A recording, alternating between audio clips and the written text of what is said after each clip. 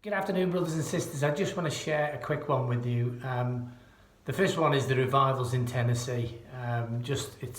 They're really trying. I don't know if it is a revival from the Lord or it's a revival they're trying to gear into place, but it's good to see people trying. So just have a look at this. Wave after wave, people broken before the Lord in Tennessee. Pastor tells CBN News about the revival sweeping his city. CBN News learned more about revival currently underway in Tennessee involving 1,000 churches across Volunteers State. It's part of an Awaken Tennessee, a 30-day prayer and fasting initiative launched in Jan 26th, will run through February 23. As CBN News reported on Monday, churches across Tennessee are fasting and praying for unity, according to Sheldon Livesey, the coordinator for Awakened Tennessee. The second piece I want to show you is a video that absolutely was appalling and shows us of the state that our law environments and systems are getting into. I've got to share this. It's traumatized me. Jessica Long is watching video of the night she took her son to the emergency room at Atrium Health Lincolnton. She was worried he was having a mental health emergency. Her 16-year-old son didn't want to be there. He was angry, so she asked for security to help get him inside. This is what happened instead. At no point did they tell him to put his hands behind his back, to stand still. They never tried to de-escalate the situation. They just immediately went for full-blown physical force. The guard shoves him again hard enough that my son came out of his shoes. I jumped in the middle because the guard was getting ready to tase him, and I was telling him, no, don't tase him. I don't know what's wrong. While the first guard has his taser drawn, a second guard arrives.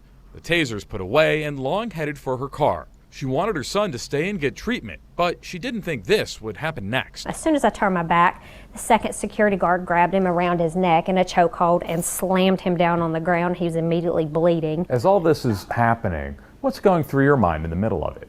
I was in shock. I didn't know what to do. Her son was on the ground, blood from his mouth pooling on the concrete. Drive stunned twice with a taser. Did Atrium staff act appropriately in that incident? Based on the events and you saw in the video, I would say they did the best that they could under the circumstances. Maureen Swick is the executive over security at Atrium Health. She defended the security guard's actions, including tackling the boy from behind. The officer at the time did what he needed to do to keep the young man from getting to the car. He's not in the vehicle. His mother's standing right there.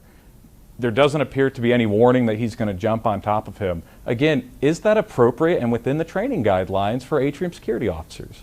Well, I think when we talk to our security officers, certainly there's always opportunities where we can do a better job and prevent an incident like this from happening again, and that's something that we intend to do. But the violence didn't end there. After the two guards sat on top of the boy for at least 5 minutes, 4 Lincoln County Sheriff's deputies arrive on scene, tell the guards to get off the boy, and then pick him up. The boy, whose mouth had been pooling with blood, restrained on the ground, spits. Then a deputy punches him twice, in the face, while the boy's hands are cuffed behind his back. Your deputy punched a 16-year-old with his hands handcuffed behind his back twice. Is that an appropriate use of force? All I saw was once, and he was pushing him back away. When you watch the video, you don't think your deputy punched the child in the face twice? No, he did not punch him in the face. Lincoln County Sheriff Bill Beam defended his deputy's actions, even behavior like this, where the deputy was so worked up, the video shows, he got in Jessica Long's face and had to be taken to the ground by a fellow deputy. He did not tackle him. One went in between the two, and another reached and grabbed him by the vest and just pulled him right around the corner. Well, they'd end up on the ground. No. If I'm a worried mother, and I'm worried about my child who has mental illness, should I be afraid to take my child to the ER at Atrium Health in the future? Absolutely not. This was one incident. We have over 14 million patient encounters a year, and incidents like this rarely happen. And the actions that the officers took to keep others safe and to keep him safe were appropriate. The people that I thought were going to help, they did nothing but make it worse. They created a situation that should have never happened. If you can't go to the hospital, where can you go? Nowhere. I won't do it again. Did the system fail your son?